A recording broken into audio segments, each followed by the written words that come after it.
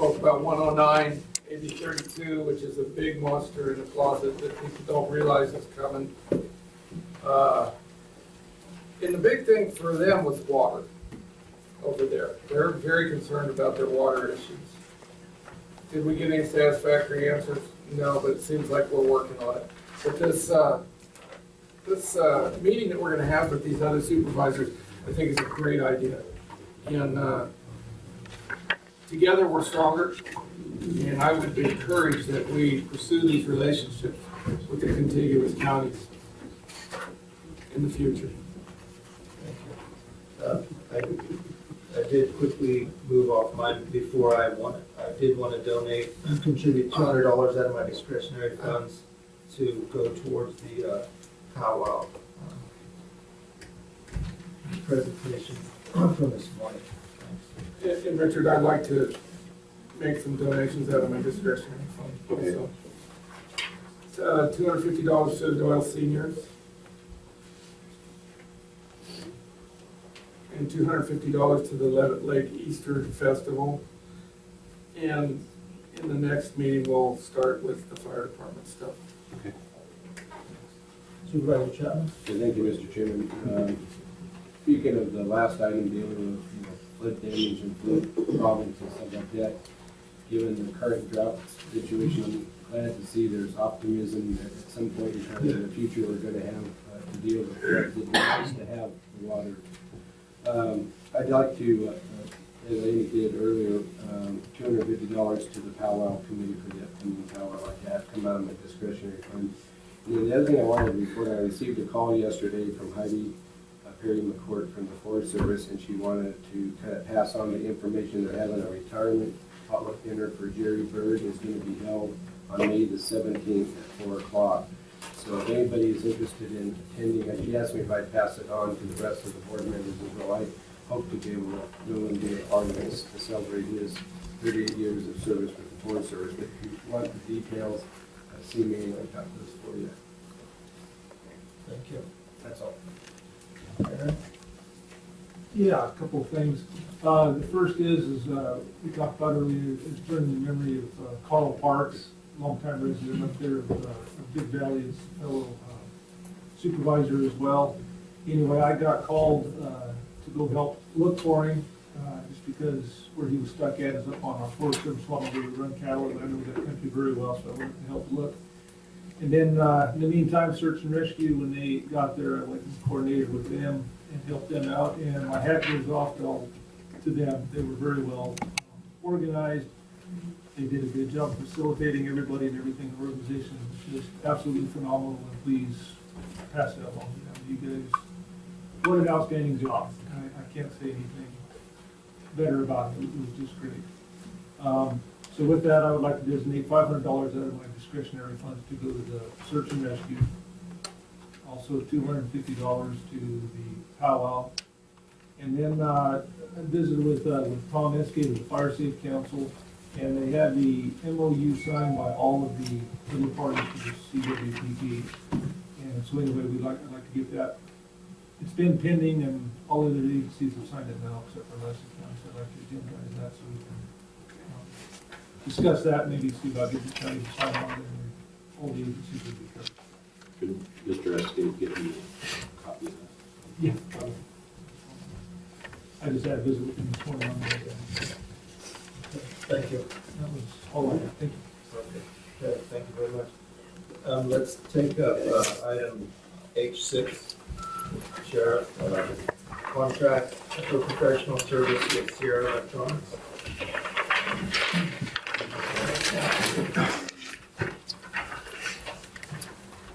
Mr. Chairman, John Mino, Undersheriff.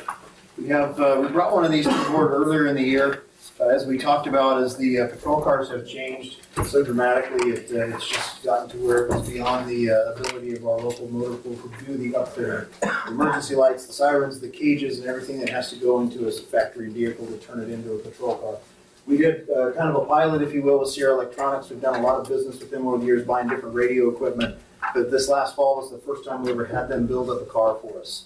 And we didn't want to go all-inclusive and put every car out there because we wanted to see what we had, see the work that they did. In short, we were very happy with the work they did for us. They put everything in. They're all, to meet all of the standards to run down the road as an emergency vehicle. So we did it earlier in the year with some of the sport utility vehicles. That is the replacement for the old Crown Victoria that no longer exists.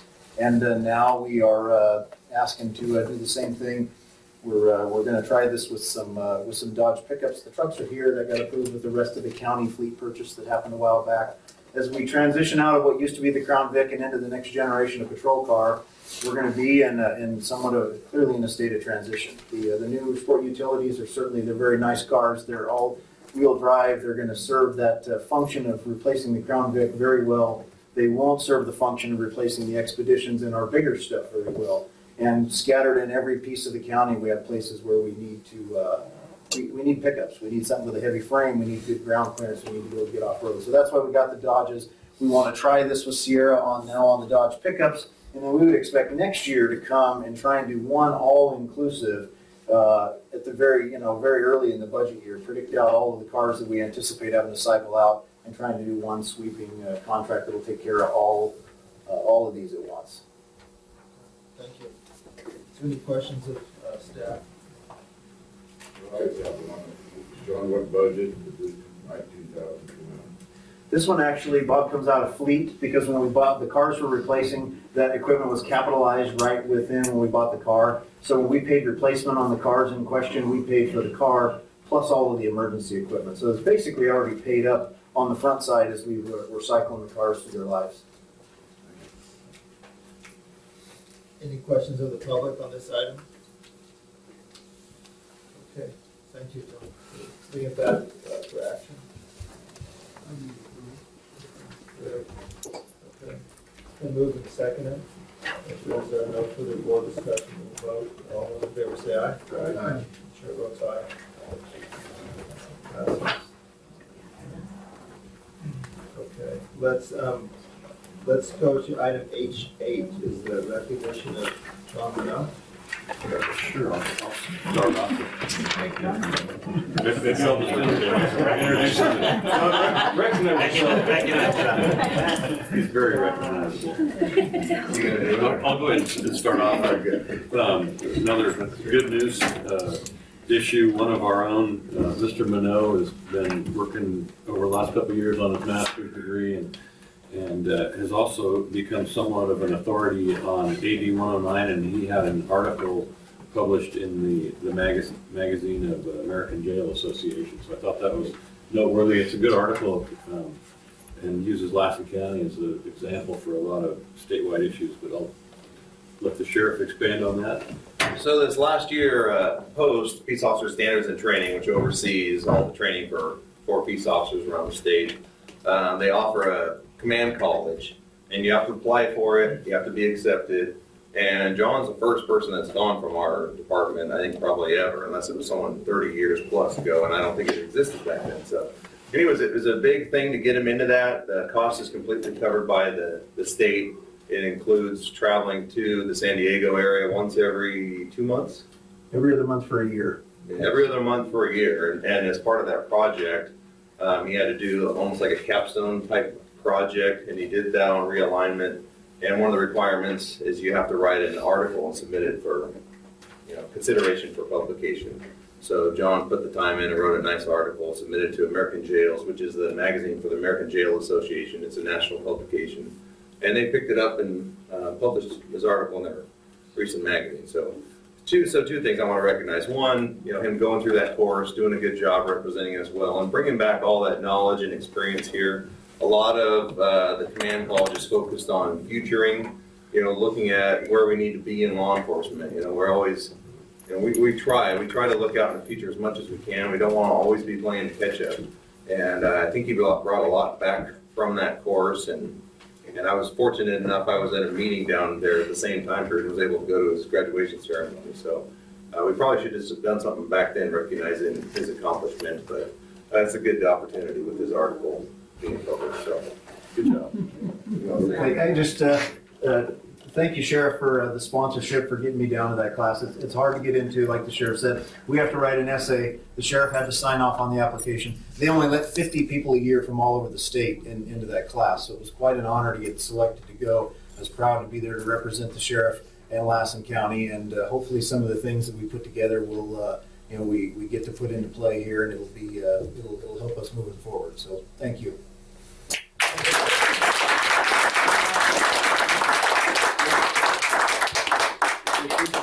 had a chance to read the article a couple of weeks ago, because it's actually, John's going to be featured in the upcoming alumni newsletter about this particular article, but I thought it was interesting. On the very last page, next to the last paragraph, as he's delineating, he actually quotes or cites Maria Carlo Bryce as she's famous too, so she's in there. I thought that was anyway, if you're smart, before you leave, get John to autograph a copy for you. Okay. Thank you, Jim. Good job, John. Thank you. Yeah, congrats. Okay, let's move to H7. It's regarding the Assembly Bill 2205 with the counties making the decision on the towns. Right, the proposed bill would provide counties with the control over whether or not hounds could be used to hunt bears and bobcats, which right now they've been banned from doing so. A lot of the rural areas are encountering problems because of that. Absolutely. I'll make the motion to approve that letter. Okay, it's been moved and seconded. Before we all should vote, we'll get to the public input. Alan? Yeah, I have a question on that. In the past, when they could run hounds, they had to stay on the west side of 395. Is that still gonna be the case? I don't know, I didn't know that. Yeah, it's intended to give the control to the local jurisdiction. So. Okay, well, there aren't any bears where I live, but there was a guy that tried to go against the rules and run hounds over there where I live, and I thought, no. So I just wanted to find out if it was gonna stay the same boundaries. It would be what we would have jurisdiction within the boundaries of Lassen County. Because there aren't any bears there anyway. Yeah. Could I? Yeah. Talk on it? My name is Perry St. John. The boundaries that dogs would be able to hunt there would still be regulated by the state. So whatever the boundary is, would still be in effect. The dogs would only be able to hunt bear within the state set boundaries. It's just a tool that when the population gets to a certain level, the county can still be able to use dogs to hunt bears. And last year with the bear season, since running bears with hounds was outlawed, 50% less of the actual bear quota was taken. And in Oregon, they're having a lot of problems with trying to meet their quotas, just to get a handle on the bear population. They're also have outlawed hounds in Oregon and Washington, and they're not able to meet that objective. There's been a couple different studies that I could find that talked about the predation of fawns by black bears. Both of the studies were down around Bishop in the Sierras. The one study that was done in 1990 or finished in 1990 showed the black bears were killing 22% of the fawns. Now at that time, in 1990, the bear population was estimated between 10 and 15,000 within the boundary that you could bear hunt. So in eastern Modoc County, everywhere else where there was you weren't allowed to hunt bear, none of those areas are counted as far as bear population. And then at the time in 1990, the bear population was between 10 and 15,000, Now it's estimated to be between 30 and 35,000, or 45,000. And it's still only within the confines of the areas that you can hunt bear. In 2010, they tried to open eastern Modoc County, San Luis County. There was another southern county they wanted to open up to bear hunting because of all the depredation issues Fish and Game was getting at that time, and it was turned down. This bill would allow Lassen County the ability to still maintain the use of hounds to try to control the bear numbers within your county boundaries. So Thank you. that's what I know. Thank you. Thank you very much. Yeah, and it's encouraging to see it on here today. So, okay, we have a moving second. All those in favor of supporting the motion, signify by saying aye. Aye. Aye, chair votes aye. Okay, let's take up item H1, minutes. Minutes of August 30th, 2011, special budget meeting. Should be public comment on this item. Now we'll bring it back to the board. Didn't see you there hiding behind the camera. Did you have a comment? Yes. Jean Hodge, I just wonder how, my husband and I both have served on numerous boards over the years, how and why minutes would take so long to be posted. Most of the boards that we've served on, the minutes come out in the next meeting. And I just wonder about that. The other thing is, I've noticed on the website, and I brought this to your attention about 3 years ago, that meetings are placed on the supervisor's list under agendas, and there's no logical sequence, numerical sequence. And I think that needs to be improved for the benefit of the public, that there's a coherent listing so that a person can find what they're looking for easily. The other thing is, under the clerk to the board, you can also find agenda and minutes posted. And there's a discrepancy between what the board lists and what the clerk recorder's office lists in their archives per year. For instance, for this particular meeting, the clerk site did not list a meeting for that particular date. So, whereas, I'm sorry, is that to do with the minutes here? August? well, it has to do with if you were looking for those particular minutes and you looked on the clerk to the board's website, no meeting was indicated. It said no meeting for that date. Therefore, if you were looking for that particular thing,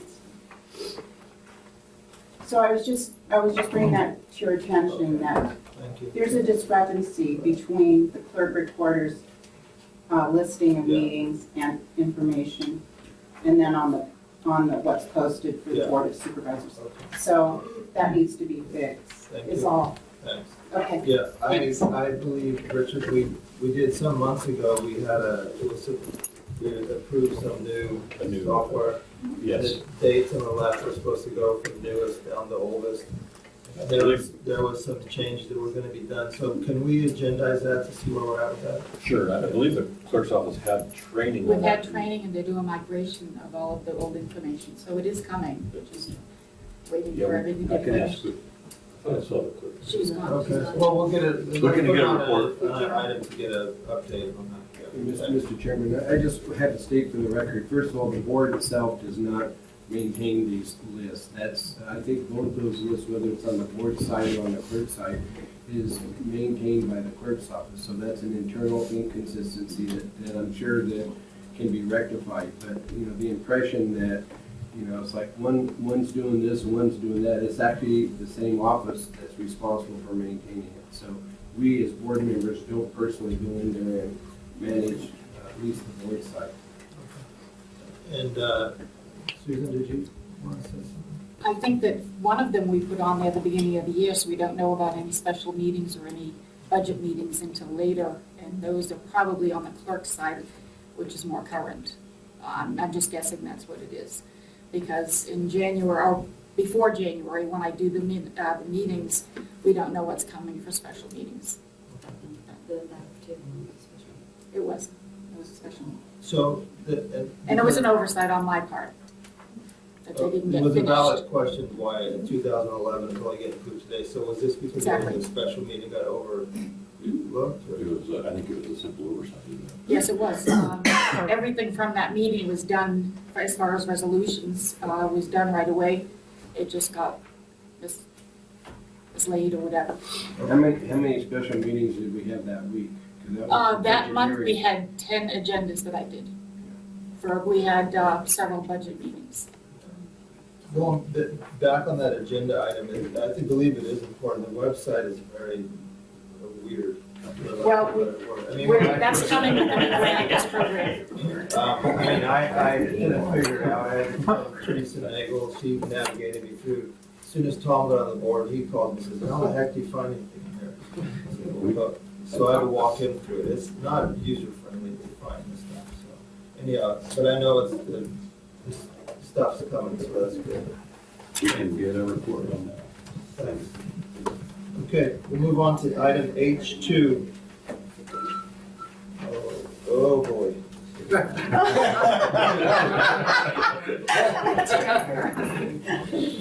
Oh, did we, I'm sorry, we didn't take action on H1. Did we go back Okay, there? the last Yeah, one. we moved and seconded. Did we do the motion? Can I get a motion to approve H1? Okay, yeah, we didn't make that public comment yet. Well, Okay. Bob and you and I are the only ones that were in attendance at that time, so Okay. I would move the adoption of the late minutes. Okay, so moved and seconded. Okay, who made the motion, who made the second? Bob? No, I made the motion and Bob seconded. It all works. Okay. Okay. And Yeah. The all vote. those in favor say aye. Aye. Okay, so chair votes aye and the 2 abstentions. Tom, I understand. Okay. Okay, Thank you. all righty, H2. So this is a discussion about possible term limits for supervisors for the November ballot. Red, I'd like you were gonna do some research, and can you say if, I mean, I know we're gonna discuss it, but how does it play out as far as timelines? We can get this on the ballot for this Yeah. November. It's gotta be, I believe, 88 days in advance, so that gives us, late July, early August time if you want this on the ballot. It can be done by the board, by a vote of you all. There's just certain things of, researching how other counties have done it, or how many term limits do you want? And then some counties also go forward with, you can serve 2 4-year terms. Then if you are vacant from a position for 4 years, then you can start that tolling again. And other ones say it's for good. So, I mean, there's a lot of different variables that you all would have to determine what you want on it. But it is definitely legal for you to go forward with this. We just got to work out the details if indeed that's what the majority of the board wants to go forward with. I think what we'll do is we'll have a general discussion, then we'll take in public comment, and then we'll talk again amongst ourselves. So I'll lead it off, but I'd like to begin by saying that, because I have got some emails and been contacted by quite a few people since I put this on. And I want to start off by saying that my desire to discuss this is in no way at all means any disrespect to, we have 2 board members that have served a long time on the board. And this is in no way meaning to, degrade their service or their contributions to the county, because like I said, I think I've said it before, I'll say it again,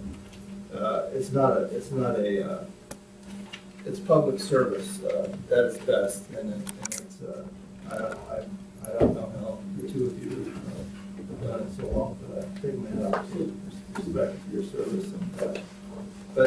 with that said, when I joined the board, the total or combined years of service on this board exceeded 80 years. And I'm of the opinion that there's no 5-person board, that if the board members exceed, coming up over 80 years, that it's the best way to serve the public or the community. I think that, like I said before, it's new, fresh ideas. For instance, there are several people running for District 3 Supervisor. I was contacted by at least 3 of the applicants to see if I was going to seek another term. Probably a good, strong possibility if I was going to seek another term, perhaps I'd run unopposed. Those 3 people all indicated they wanted to know what my intentions were. If I wasn't going to seek a term, they were keen. So I mean, Assemblyman Dally was excited to run for assemblyman because there was a vacancy on the seat. I think there's arguments for and against. The main argument against is, well, people have an opportunity to vote incumbents out. There's already term limits built into the election process. Like I said, there's no denying the fact that more people are willing to get engaged in the process and step forward if there's a vacancy or if somebody's term limited out. The proof was in my district. I saw Brian Daly's excitement when he saw the void to jump and go there. And I see it in the Reno mayor's race where there's like 15 candidates because the guy term limited out.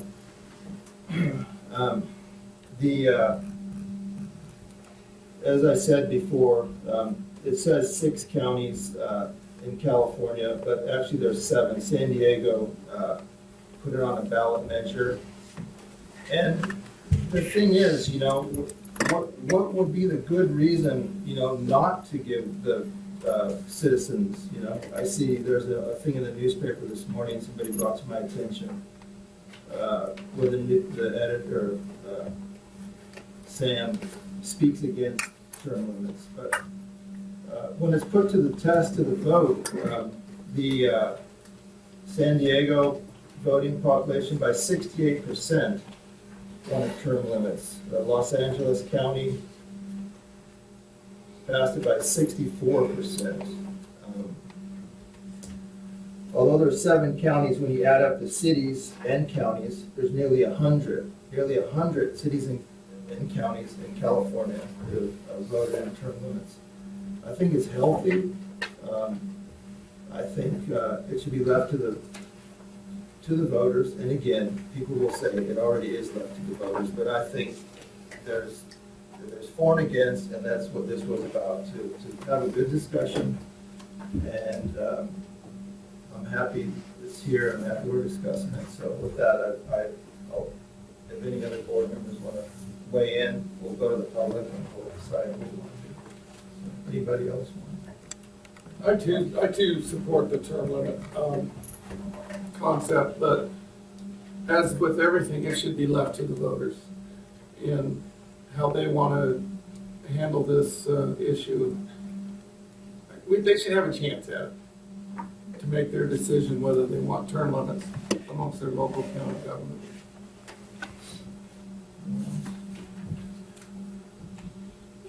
Read it. And then also, before we go to the public, one of the things that I had is, if the board decides to pursue this, is I think ideally, like on a ballot, you'd want to have, do you support term limits, yes or no? And if so, do you support 2 4-year terms, 3 4-year terms? I don't think it should be up to us to say, you could do 2 terms or 3. I mean, I think the people should have as much input as possible. So that, I think that we need to, We'll have to cross that out, because most of the counties have done it, and there's actually more than the 6 identified. Ventura's also done it, there's more than that, but they all did it with an initiative that actually states the conditions, the 3 consecutive terms, 2 consecutive terms, because if you're gonna put choices on a ballot, where you can get a majority. So the ballot has to be distinctive as to what we're asking people to vote on.